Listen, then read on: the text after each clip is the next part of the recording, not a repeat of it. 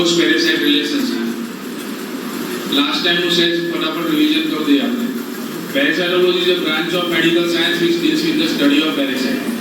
Parasite is a living organism which depends on another living organism for growth, for shelter, for development, for everything. It depends on another living organism. They are called as a parasite.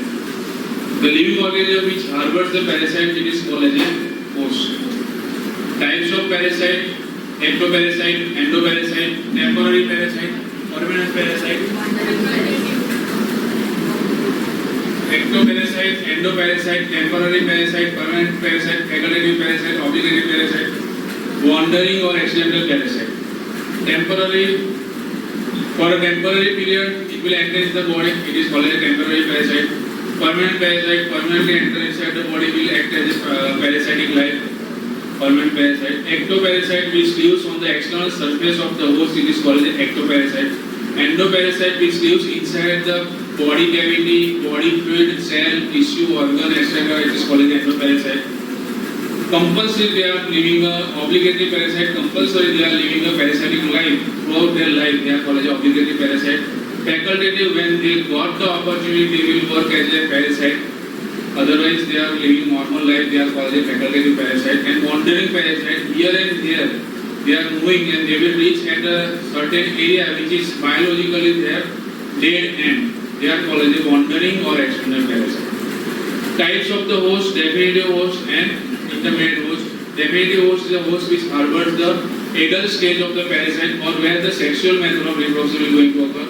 Intermediate host is the host which harbors the larval stage of the parasite or where asexual method of reproduction is going to occur. Reproduction બે ટાઈપના જોયેલા આપણે, એક છે asexual method of reproduction, બીજું છે sexual method of reproduction.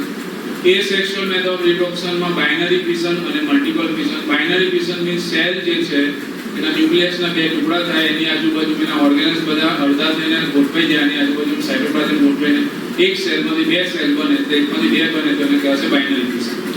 અને એક જ સેલ હોય એના ન્યુક્લિયસ, એક ન્યુક્લિયસના મલ્ટિપલ ટુકડા થાય અને એની આજુબાજુમાં સાઇટોપ્લાઝમ ગોઠવાય અને આખું જે સ્ટ્રક્ચર બને એને કહેવાય સિઝોન અને એ સ્ટેજને કહેવાય સિઝોગોની. અને એકમાં જે 16 એકમાંથી 16 કે 32 ટુકડા થયા હોય એવા 16 કે 32 પેરાસાઇટ ડેવલપ થાય. તો આ જે છે એ મલ્ટિપલ ફિશન કહેવાશે અને એક છે બાઇનરી ફિશન. આ બંને જે છે એ જેમાં અલગ અલગ સેક્સની જરૂર નથી પડતી એને કહેવાશે એસેક્સ્યુઅલ મેથડ ઓફ રિપ્રોડક્શન. સેક્સ્યુઅલ ઘણા પેરાસાઇટ છે એમનું લાઈફ સાયકલમાં એ એડલ્ટ બને છે, અમુક મેલ બને છે, અમુક ફિમેલ બને છે, બંને યુનાઇટ થશે, બે ડિફરન્ટ સેક્સ, બંને ડિફરન્ટ જેન્ડર યુનાઇટ થશે, બંનેનું ન્યુક્લિયસ મટીરિયલ ફ્યુઝ થશે, એમાંથી જાયગોટ બનશે અને એમાંથી પછી બેબી બનશે, તો એ સેક્સ્યુઅલ મેથડ ઓફ રિપ્રોડક્શન કહેવાશે. તો અલગ અલગ પેરાસાઇટની અંદર અમુકની અંદર એ સેક્સ્યુઅલ મેથડ રિપ્રોડક્શન છે, અમુકમાં સેક્સ્યુઅલ મેથડ છે, અમુકમાં બંનેઓ છે, સેક્સ્યુઅલ અને એસેક્સ. દાખલા કે મલેરિયા પેરાસાઇટ છે એમાં બંનેઓ છે. સેક્સ્યુઅલ મેથડ ઓફ રિપ્રોડક્શન જે છે એ મોસ્કિટોના ગટમાં જોવા મળે અને એ સેક્સ્યુઅલ મેથડ ઓફ રિપ્રોડક્શન છે એ હ્યુમન બીંગના બોડીમાં જોવા મળે. તો ટાઇપ્સ ઓફ હોસ્ટ જો ટાઇપ્સ ઓફ પેરાસાઇટ જો હોસ્ટ પેરાસાઇટ રિલેશનશિપ, સિમ્બાયોસિસ, કોમેન્સાલિઝમ અને પેરાસિટિઝમ. In that one relation, in that type of relation, both are getting benefit from each other. Nobody is harming to anybody. Both are living together. Both are happy to live with together. Only parasite is getting benefit. Host is not getting benefit, but not suffer from the harm. Only parasite is getting benefit. That type of relationship is another type of relation, and that third type of relationship, only parasite is getting benefit, and also parasite causing damage to the host. This is called as a parasitism or a true parasitism. So throughout the year, we will going to study this type of relationship in which the parasite entering in the body of the host and causing damage. Now, how we will going to આજે જે ભણવાનું છે એ શું છે, એનું title શું છે, how we will going to study the parasitology. Parasite કેવી રીતે સ્ટડી કરીશું આપણે, એના કયા ટાઇટલ હેઠળ જેટલા બી પેરાસાઇટ આપણે સ્ટડી કરીશું, એક તો પ્રોટોઝોઓલોજી છે અને બીજું છે હેલ્મિન્થોલોજી. તો પહેલું જે ટર્મ છે એમાં પ્રોટોઝોઆ છે તમારા. પ્રોટોઝોઆ મેં તમને કહું તો યુનિસેલ્યુલર ઓર્ગેનિઝમ which is structurally અને functionally એક જ સેલ જે છે જે સ્ટ્રક્ચરલી અને ફંક્શનલી કમ્પ્લીટ છે એને કહેવાય પ્રોટોઝોઆ. અને જે કૃમિ પડે છે, કીડા પડે છે, હેલ્મિન્થ જેને કહેવાય, વર્મ્સ, કૃમિ, તો એ આખું સેકન્ડ ટર્મની અંદર તમારો આવશે હેલ્મિન્થોલોજી. જેમાં પ્લેટી હેલ્મિન છે, નીમા હેલ્મિન છે, રાઉન્ડ વોર્મ છે, જે બધા કૃમિ પડતા હોય છે, કીડા પડતા સંડાસ માટે જે જીવડાઓ કીડાઓ પડતા હોય છે, હાલતા હોય છે, શરીરમાં જે કીડા પડતા હોય છે, એ કીડા શું છે તો એ સ્ટડી કરીશું આપણે હેલ્મિનોલોજી અંદર. એમાં ઘણા બધા પેરાસાઇટ છે. ટીનિયા સજીનાટા છે, ટીનિયા સોલિયમ છે, ગાયનું માંસ ખાય, ભૂંડનું માંસ ખાય તો પડી શકે છે. ડ્રેગનકુલસ મેડિનેન્સિસ છે, વાવ કે વાળો, પાણી ગાળો, વાળો ગાળો, એના લીધે ઇન્ફેક્શન લાગતું હોય છે. પછી તમારું એસ્કારિસ રુબ્રિકોઇડ છે, એન્સાઇલોસ્ટોમા ડ્યુઓડિનાલી છે. પછી ડોગને રમાડતા હોય તો ડોગના કારણે ઇન્ફેક્શન લાગતું હોય અને એના કારણે હાઇડાટિસિસ એકિનોકોકસ ગ્રેન્યુલોસસ નામનું પેરાસાઇટ છે. આ બધા જે પેરાસાઇટ છે એ હેલ્મિન છે, વોર્મ, અને જે પ્રોટોઝોઆ છે જે સિંગલ સેલ છે, જે સ્ટ્રક્ચરલી અને ફંક્શનલી કમ્પ્લીટ છે. એની અંદર તમારે સ્ટડી કરવો છે કે એન્ડેમ્બા એસ્ટોરાઇડિકા, જેનાથી લોહીવાળા ચીકાસવાળા ઝાડા થાય છે અને મર્ડે થાય છે. પેટમાં ચૂંક આવે, આખું આંતરડું મરડાય અને પછી ઝાડો થાય, એમાં લોહી અને ચીકાસ આવે, એને આપણે કહે છે મર્ડો, અને ઇંગ્લિશમાં કહે છે ડિસેન્ટ્રી. ડાયરિયા એટલે ઝાડા થવા અને ડિસેન્ટ્રી એટલે મરડે ઝાડો થવા, એને કહેવાય મર્ડો, ડિસેન્ટ્રી.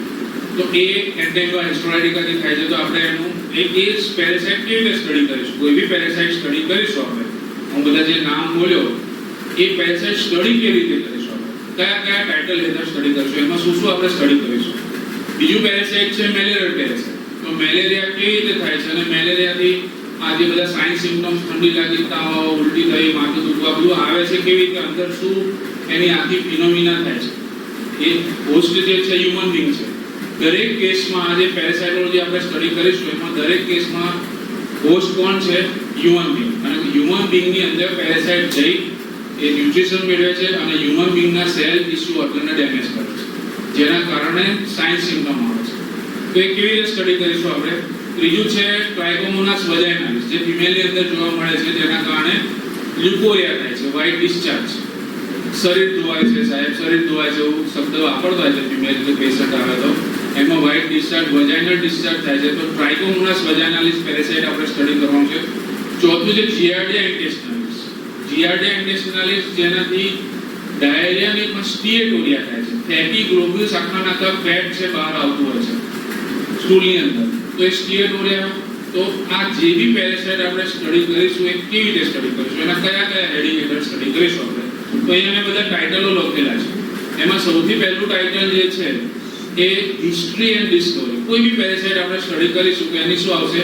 પહેલા મેલેરિયા આવશે, એન્ડેમ્બા એસ્ટોરાઇડિકા હશે, જીઆરડિયા ઇન્ટેસ્ટાઇનિસ હશે, ટ્રાઇકોમોનાસ વજાઇનાલિસ હશે. કોઈ પણ પેરાસાઇટ, એ હેલ્મિનોલોજી હોય કે પ્રોટોઝોઓલોજી, એ પેરાસાઇટ એક હોય ઇન્વેન્શન અને એક હોય ડિસ્કવરી. અહીંયા મેં શબ્દ શું વાપર્યો છે? History and Discovery. ઇન્વેન્શન એટલે હ્યુમન બીંગે એની બુદ્ધિ વાપરીને કોઈ વસ્તુ બનાવી છે જે પૃથ્વી ઉપર હયાત નહોતું. દાખલા કે આ પંખો છે, તો પંખો ઓલરેડી જન્મ લીધો તો હયાત નહોતો, પણ પેલા વ્યક્તિએ એની બુદ્ધિ વાપરીને આ રીતે મોટર બનાવવા, આ રીતે ગોળ ફેરવો તો પવન આવે, એ બુદ્ધિ વાપરીને એને એક ડિવાઇસ બનાવ્યો. પ્રોજેક્ટર છે, આ બોર્ડ છે, ટ્યુબલાઇટ છે, આ બેન્ચીસો બેસવા માટેની બનાવી. આ બધું હ્યુમન બીંગ ક્રિએટેડ છે. એ નેચર દ્વારા ઓટોમેટિક જનરેટ થયેલું નથી, બરાબર. અને જે એને કહેવાય છે કોઈ નવી વસ્તુ ઇન્વેન્ટ કરી એમ કહેવાય છે. ગાડી હોય કે કોઈ બી નવી વસ્તુ છે એને શું કહેવાય છે? ઇન્વેન્શન કહેવાય છે. પણ ડિસ્કવરી કોને કહેવાય છે? વસ્તુ ઓલરેડી છે પૃથ્વી ઉપર પણ આપણને ખબર નથી, હ્યુમન બીંગને ખબર નથી. પણ આપણા આખા દુનિયામાં બધા અલગ અલગ વેરાયટીના માણસો છે, અલગ અલગ વિચારધારાવાળા લોકો છે. એ લોકોને ક્વેરી ઉત્પન્ન થાય છે, ક્વેશ્ચન ઉત્પન્ન થાય છે, એની અંદર ડિટેલમાં એ લોકો જાય છે કે આવું કેમ થાય છે. એના માટે રિસર્ચ કરો, રિસર્ચ ઇન્સ્ટિટ્યૂટ કામ કે એને બધું કામ કરતા હોય છે.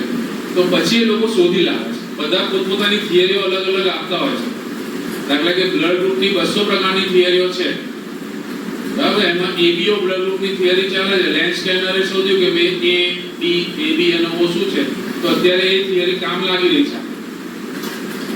એવી રીતે આ જે બી ઇવેન્ટો બનતી હોય, મેલેરિયા થતો હોય તો એની કોઈ થિયરી આપેલી કે મેલેરિયા થવાનું કારણ આ છે, પણ એક્ઝેક્ટ થિયરી પછી એક્સેપ્ટ થાય કે બધા પ્રેક્ટિકલ વર્ક કર્યા પછી નક્કી થાય કે બરાબર આ વાત સાચી છે અને એ વસ્તુ પછી સોસાયટીની અંદર એક્સેપ્ટ થાય. તો તો ડિસ્કવરીનો મતલબ શું છે કે ઓલરેડી હયાત છે પૃથ્વી ઉપર, પણ આપણને ખબર નથી, એના પર કવર થયેલું છે, એને કોઈ વ્યક્તિએ કવર ખોલ્યું એટલે આપણને એનું વિઝન આપ્યું, આપણને સમજાયું. દાખલે કે એન્ટેબા એન્સ્ટોરાડિકા આ પેરાસાઇટ છે, અને આ પેરાસાઇટ જે છે આંતરડાની અંદર રહે છે, અને આંતરડામાં વધે છે, અને હિસ્ટોલાઇસિસ રિલીઝ કરે છે, એના લીધે આંતરડું ડેમેજ થાય છે, અને એમાંથી બ્લીડિંગ થાય છે, ને એટલે ચૂંટ આવીને ચિકાસવાળો લોહીવાળો ઝાડો થાય છે. આ સોદીન નામના સાયન્ટિસ્ટે સમજાવ્યું 1903 માં. 1903 પહેલા લોકોને ઝાડા થતા હતા, લોહી ચિકાસવાળા ઝાડા થતા હતા એવું નહીં, પણ કોઈને ખબર નહોતી. તો કોકે રિસર્ચ કર્યું, અને પછી એ રિસર્ચ છે પબ્લિકલી આવ્યું, અને પછી પબ્લિકને બધાને ખબર પડી કે આ વસ્તુ આવું થાય છે. સ્વાઇન ફ્લુ છે, કોરોના છે, આ રીતે જે નવા રિસર્ચો થાય એમાં વાયરસો શોધાય, બેક્ટેરિયા શોધાય, પેરાસાઇટ શોધાય. તો કોણે શોધ્યું, કેવી રીતે શોધ્યું, શું નામ રાખ્યું, કેમ એનું નામ રાખ્યું, બરાબર, અને શા માટે એનું નામ આવું રાખ્યું છે, એ બધું જે આવશે તે પહેલું ટાઇટલ છે આપણું. એ શું છે? એની હિસ્ટ્રી અને એની ડિસ્કવરી. કયા સાયન્ટિસ્ટે શોધ કરી, ક્યારે શોધ કરી, કેવી રીતે શોધ કરી, આ બધી વસ્તુ આવશે.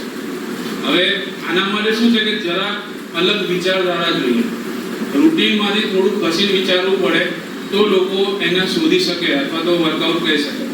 કોઈ બી દિવસ આપણે લોકોએ, તમે કોઈએ બી એવું નહીં વિચાર્યું કે મારો જે ઝાડો છે એને હું જરા ચેક કરું, આમ પકડું એને, ઝાડો છે આમ ટોયલેટમાં પાસ કરી દઈએ, હું ઝાડો લઉં અને એની સ્લાઇડ બનાવું અને એની અંદર જઈને જોક અંદર શું આવે છે, જો કોઈ દાડો વિચાર બી નહીં આવે.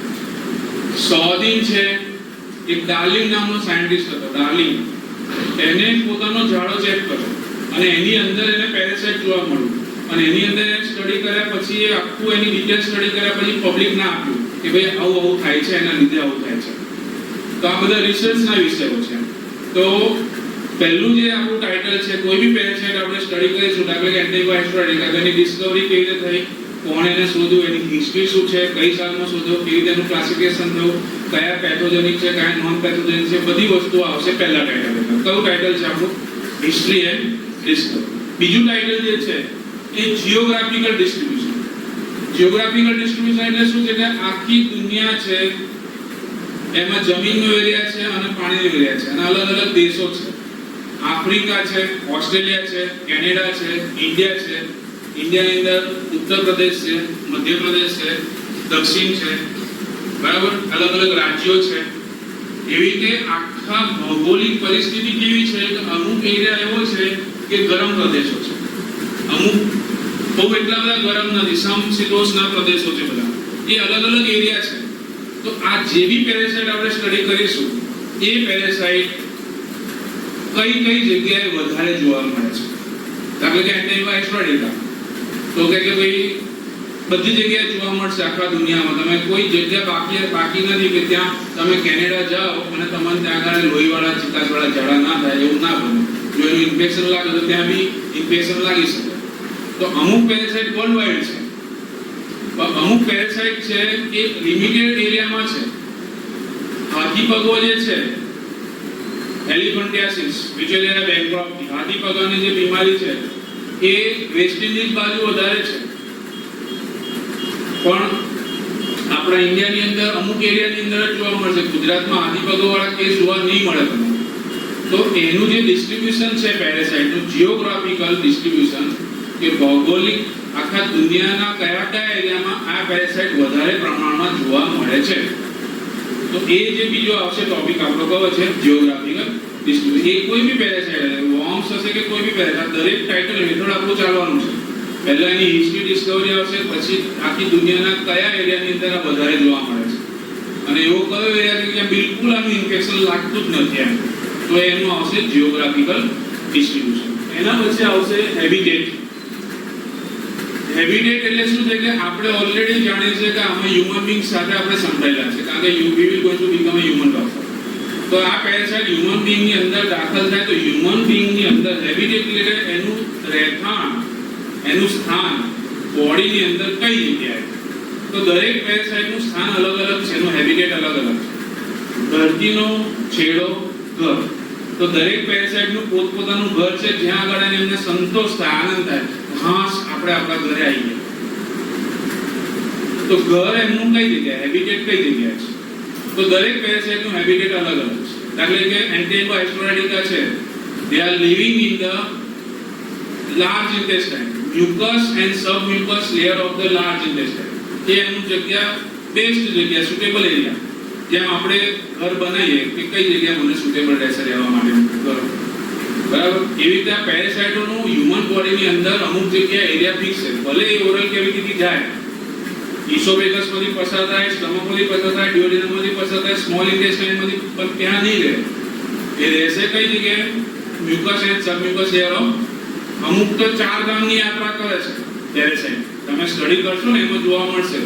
અમુક તો એન્ટ્રી છે એ પગમાંથી થાય છે. દાખલા કે ખુલ્લા ખેતરની અંદર અત્યારે ખેડવાનું કામ ચાલતું હોય અને ખુલ્લા ખેતરની અંદર છે તો પગમાં ચપ્પલ કે બૂટ પહેરેલા ના હોય તો ત્યાંથી સ્કિનમાંથી પેરાસાઇટ દાખલ થાય, અને ત્યાંથી દાખલ થયું સ્કિનમાં ગયું, સ્કિનમાંથી પાછું બ્લડમાં જાય, બ્લડ વેસલ્સમાંથી હાર્ટમાં જાય, હાર્ટમાંથી સર્ક્યુલેશનની અંદર જઈને પલ્મોનરી આર્ટરી દ્વારા લંગ્સમાં જાય, લંગ્સમાંથી ચાલતું ચાલતું ટ્રાવેલિંગ ઈયર ચાલે ને એ રીતે ચાલતું ચાલતું એલ્વિયોલસમાંથી, બ્રોન્ક્યુલમાંથી, બ્રોન્કસમાં થઈને ટ્રેકિયામાંથી ઉપર આવીને પછી પાછું ઇસોફેગસમાં આવે, એપિગ્લોટિસમાં થઈને.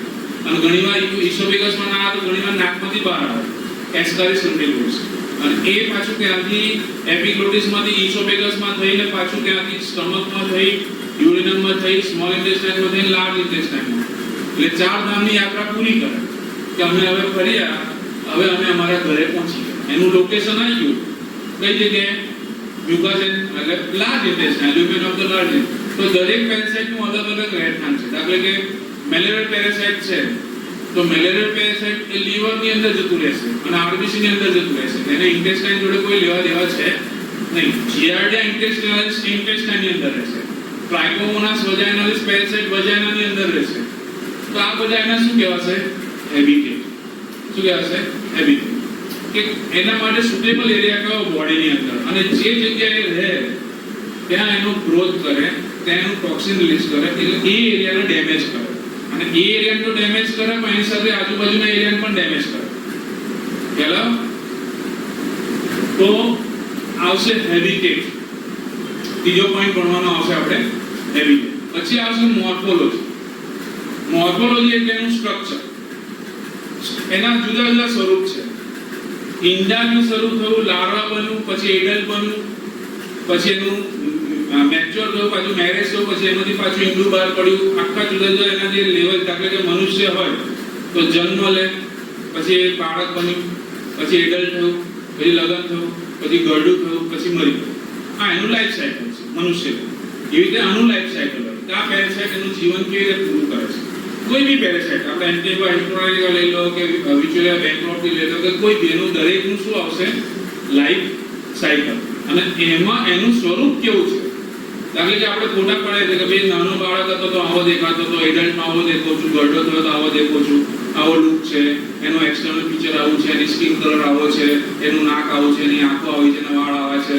એ જે અલગ અલગ ફીચર આપણે સ્ટડી કરીએ છીએ, એવું આ પેરાસાઇટના અલગ અલગ જે એક ફોર્મ છે, લાર્વા ફોર્મ છે, એડલ્ટ ફોર્મ છે, એનું સિસ્ટ ફોર્મ છે, એ આખું સ્ટડી કરીશું આપણે કે કેવું દેખાય, સિસ્ટ કેવું હોય, લાર્વા કેવું હોય, એડલ્ટ કેવું હોય, એ આખું આપણે સ્ટડી કરીશું. તો એને કહેવાશે structure, study of structure of parasite is called as morphology. પણ સ્ટ્રક્ચર અલગ અલગ ફેઝમાં. એડલ્ટ કેવું દેખાય? એટલે કે એન્ટેબા એસ્ટ્રોરાડિકા છે તેમાં ટ્રોફોઝોઇડ સ્ટેજ છે, પ્રીસિસ્ટિક સ્ટેજ છે અને સિસ્ટિક સ્ટેજ છે. તો ટ્રોફોઝોઇડ કેવું હોય, પ્રીસિસ્ટિક કેવું હોય અને સિસ્ટિક કેવું હોય, એનો શેપ કેવો હોય, એની સાઈઝ કેટલી હોય, અને એને કેવી રીતે મેક્રોસ્કોપિકલી કેવું દેખાય અને માઇક્રોસ્કોપિકલી કેવું હોય. મેક્રોસ્કોપિકલી એટલે નરી આંખે જોઈએ એને શું કહેવાશે? મેક્રોસ્કોપિકલી. અને જ્યારે માઇક્રોસ્કોપનો ઉપયોગ કરીને જોઈએ એને શું કહેવાશે? માઇક્રોસ્કોપિકલી. તો એનો લુક અને એને કઈ લાઇટની સ્ટેન કરીએ તો જેથી આપણે ઈઝીલી જોઈ શકીએ. તો એ બધી વસ્તુ આવશે મોર્ફોલોજીમાં. તો એવું સેમ સ્ટ્રક્ચર, દાખલા કે એક વખત આપણે સ્ટડી કરી લીધું કે મેલેરિયલ પેરાસાઇટ આવું દેખાય છે, આરબીસીમાં મેલેરિયલ પેરાસાઇટ ભરાય તો આવું દેખાય છે, અને એના લીધે એને થોડી લાગીને તાવ આવે છે. હવે આટલી દુનિયામાં બધા લોકોને કોઈને બી બ્લડની અંદર આરબીસીમાં પેરાસાઇટ ભરાઈ જાય, એનું બ્લડ આપણે લેબોરેટરીમાં મોકલીએ, પછી આ લોકો માઇક્રોસ્કોપમાં સ્ટડી કરે તો એના પરથી એ લોકોને ખબર પડે કે ભાઈ આના બ્લડની અંદર પ્લાઝ્મોડિયમ વાયરસ દાખલ થયેલું છે. પ્લાઝ્માને એનો શેપ છે, એનો આકાર છે, એની મોર્ફોલોજી ઉપરથી ખબર પડે. ત્યારે પછી એનો ઝાડાની તપાસ કરાવીએ આપણે. કોઈને પેટમાં બહુ ગરગડી રહ્યા કરે છે તો ભાઈ તું ઝાડાની તપાસ કરાય, તો ઝાડો જે ચેક કરે એની અંદર એના ઈંડા આવ્યા હોય અથવા એના સેગમેન્ટ આવ્યા હોય, એનો પાર્ટ આવ્યો, આખું નાખું વોર્મ્સ આવ્યું હોય, એના પરથી ખબર પડે કે આ વ્યક્તિના આંતરડાની અંદર આનું ઇન્ફેક્શન લાગેલું છે. તો એની મોર્ફોલોજી આપણને ખબર હોય, એનું સ્ટ્રક્ચર ખબર હોય તો આપણે નક્કી કરી શકીએ કે ભાઈ આને શેનું ઇન્ફેક્શન લાગેલું છે. તો એ આવશે આપણે દરેક પેરેસાઇટની શું ભણવાની આવશે? મોર્ફોલોજી. એનું એક ફોર્મ કેવું હોય, સેગમેન્ટેડ હોય, નોન સેગમેન્ટેડ હોય, એ પાણીમાં તરે કે પાણીમાં ડૂબી જાય, સેચ્યુરેટેડ સોલ્યુશન ઓફ સોલ્ટ હોય એમાં તરે કે ડૂબી જાય, બરાબર, એનું એક કેવું હોય અને એની અંદરની કેરેક્ટરિસ્ટિક ફીચર કેવું હોય, ન્યુક્લિયસ કેવું હોય વગેરે, બરાબર. લાર્વા કેવું હોય, એડલ્ટ ફોર્મમાં એનો શેપ કેવો હોય, આકાર કેવો હોય, લંબાઈ કેટલી હોય, કેટલા મિલીમીટર હોય, કેટલા માઇક્રોમીટર હોય વગેરે. પછી જ્યારે બી કન્ડિશન ખરાબ થાય ને, એવું લાગે ને કે આ આપણા માટે હાર્મફુલ છે, તો નેચરલ ઇન્સ્ટિંક્ટ દરેક જીવની અંદર પડેલી છે પોતાની જાતને પ્રોટેક્ટ કરવા માટે. ઉંદર હોય કે ખિસકોલી હોય, એવું લાગે કે હું જોખમમાં છું ને મને શિકાર કરે હોય તો જાણે મરી ગયો હોય એવું નાટક કરે. કોઈ જીવડું બી હોય ને તો મરી ગયો એવું નાટક કરે, ભાઈ તમે ત્યાંથી ખસમ કરી ઉડી જાય, એવું તમે જોયું હશે. એવું આ પેરેસાઇટ છે એ યુનિસેલ્યુલર ઓર્ગેનિઝમ છે, પણ એને એવું લાગે ને કે હવે બહુ ડેન્જર પરિસ્થિતિ છે ને આપણી જાતિ આખી સાફ થઈ જશે, તો એ પોતાની જાતને બહુ જબરજસ્ત બહાર એકદમ થીક વોલ બનાવે, જેને કહેવાય સિસ્ટ વોલ. આખી એક મોટી સિસ્ટ બને, એની અંદર આખું પ્રોટેક્શનમાં ચૂપચાપ અંતે દે, એને કહેવાય સિસ્ટ. તો સિસ્ટ શું છે આપણે સ્ટડી કરીશું ડિટેલમાં. તો સિસ્ટનું સ્ટ્રક્ચર કેવું હોય, કેટલી સાઇઝની સિસ્ટ હોય, એ સિસ્ટથી શું થઈ શકે, ક્વોડ્રીન્યુક્લિયર સિસ્ટ એટલે શું, બાયન્યુક્લિયર સિસ્ટ એટલે શું, એ બધી વસ્તુઓ આવશે આપણે એની મોર્ફોલોજીમાં. ઓકે, એટલે દરેક પેરેસાઇટની અંદર જે ફોર્મમાં જ્યાં કદાચ સિસ્ટ કોઈની અંદર નાની હોય, કોઈની અંદર એડલ્ટ ફોર્મ હોય, કોઈમાં એક હોય, તો એની કેરેક્ટરિસ્ટિક ભણવાની આવશે. એના પછી આવશે એનું લાઈફ સાયકલ. તો લાઈફ સાયકલ એટલે શું છે કે એનું જીવન કેવી રીતે પૂરું થાય છે, એનું જીવન ચાલે છે કેવી રીતે પૂરું થાય છે, ઇન્ફેક્શન કેવી રીતે લાગે છે.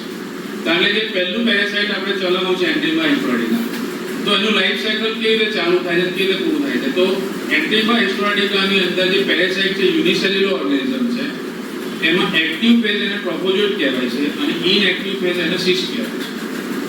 હવે આ સિસ્ટ જે છે તે ક્યારે બનશે કે જ્યારે અનફેવરેબલ કન્ડિશન લાગશે ત્યારે. તો ઘણા લોકોના આંતરડામાં અત્યારે જે વરસાદ પડ્યો છે ને, તો ઘણા લોકોના આંતરડામાં એન્ટિબા હિસ્ટોરિકાના પેરેસાઇટ પડેલા હોય છે અને એમાં અમુક પેરેસાઇટો સિસ્ટમાં કન્વર્ટ થયેલા હોય છે.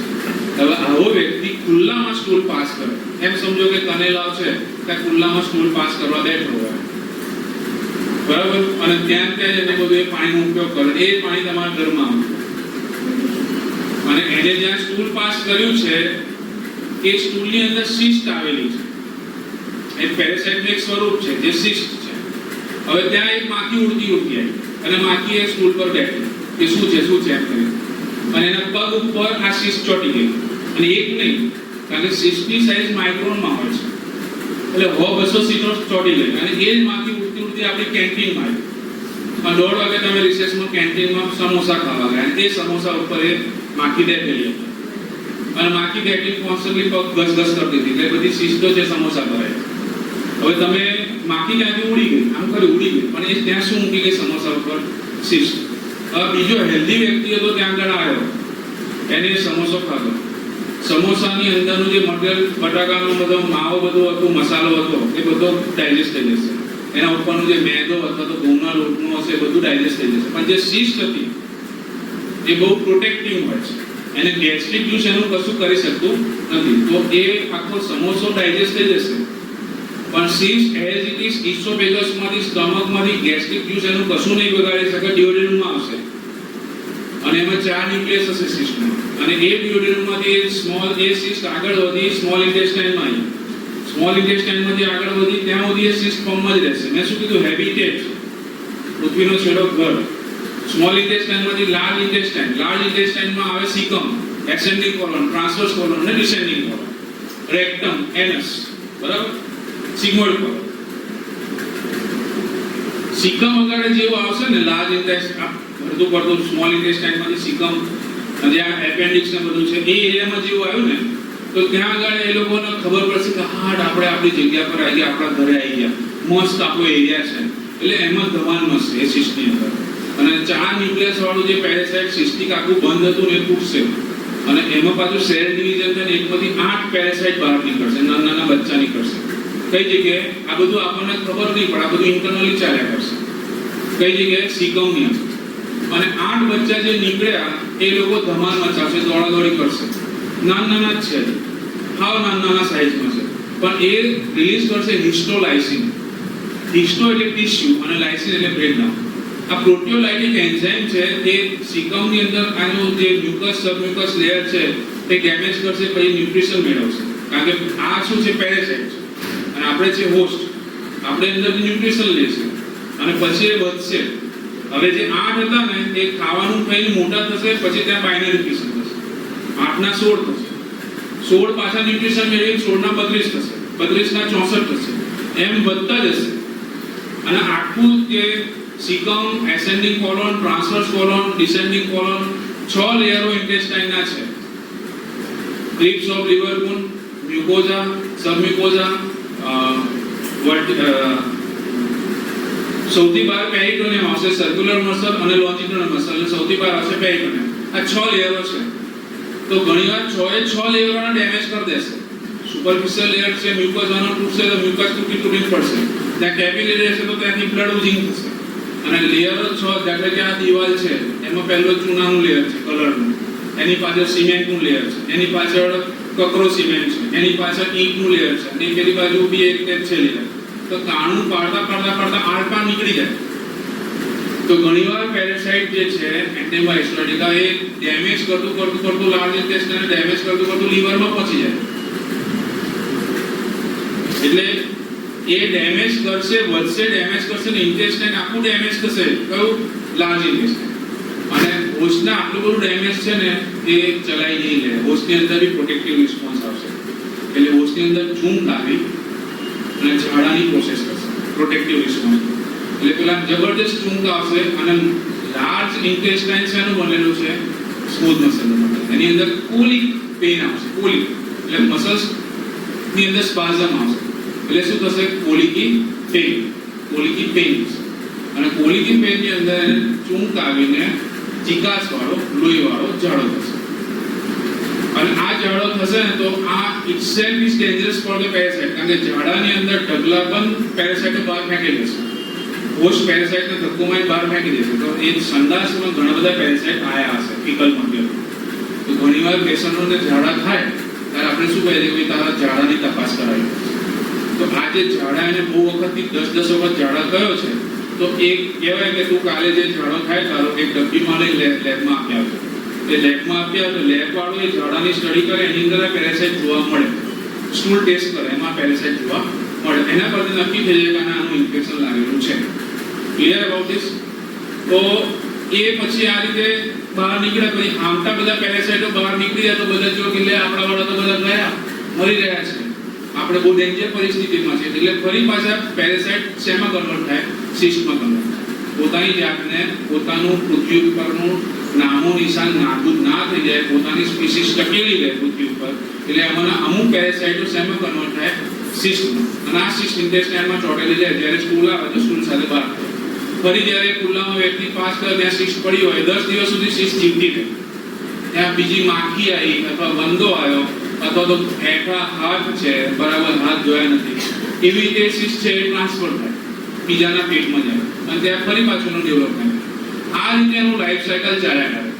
હવે આ પેરાસાઇટ જે ઇન્ટેસ્ટાઇનમાં દાખલ થયું અને એને વધ્યું, આનું આખું લાઈફ સાયકલ આપણે ભણ્યા કે આ રીતે આખું. આ એક એક્ઝામ્પલ આપ્યું છે આપણે ડિટેલમાં બુકમાં જે લખ્યું છે ટેક્સ્ટ બુકમાં. એ એક વસ્તુ આપણે સમજીશું અને એના ફિગર સાથે સમજીશું કે એમાં શું થાય છે અને એમાં આપણો શું રોલ છે. મેઇન તો આપણો મેઇન રોલ શું છે તે જ છે, બરાબર, કે હાઉ આઈ કેન ટ્રીટ, એનો હું કેવી રીતે બીમારી મટાડી શકું. Mode of infection. દરેક પેરાસાઇટનું કેવું આવશે કે મોડ ઓફ ઇન્ફેક્શન. મચ્છર કરડે નહીં તો મેલેરિયા થાય નહીં, પણ મચ્છર કરડે છે એના લીધે મેલેરિયા થાય છે. તો મચ્છર કેવી રીતે કરડે છે? Mode of infection. Antibiotic infection કેવી રીતે? કે ખુલ્લું ખાવાનું રાખેલું, વંદો નીકળેલો, વંદો એના પર આવીને બેઠેલો, માખી એના પર આવીને બેઠેલી, ગંદુ પાણી પીધું એના લીધે થયું, ખુલ્લા ખેતરમાં ચાલ્યા એના લીધે થયું, સ્ટેપ વેલની અંદર ખુલ્લા પગે પાણી ભરવા ગયા એના લીધે થયું. આ બધા કારણો છે. માખી છે, હવે પેલો વાયરસ આવ્યો હતો ને કે માખી કરડે એના લીધે આ વસ્તુ થાય, ચાંદીપુરા વાયરસ, બરાબર. એવી રીતે કોઈ ને કોઈ mode of transmission, mode of infection હોય શકે. ઇન્ફેક્શન લાગવાના અલગ અલગ રસ્તા છે, તો એ દરેક પેરાસાઇટના ઇન્ફેક્શન લાગવાના રસ્તા અલગ અલગ. સેક્સ્યુઅલ ઇન્ટરકોર્સ દ્વારા બી ઇન્ફેક્શન લાગે. સેક્સ્યુઅલી ટ્રાન્સમિટેડ ડિસીઝ STD, એટલે એક જણને એના સેક્સ્યુઅલ ઓર્ગન ઉપર ઇન્ફેક્શન લાગેલું છે, એ બીજા સાથે ભેગું થાય છે, તો એક જણનું ઇન્ફેક્શન બીજાને લાગે છે, એને કહેવાય સેક્સ્યુઅલી ટ્રાન્સમિટેડ ડિસીઝ STD. એવી રીતે અલગ અલગ પેરાસાઇટનું ઇન્ફેક્શનના રૂટ અલગ અલગ છે.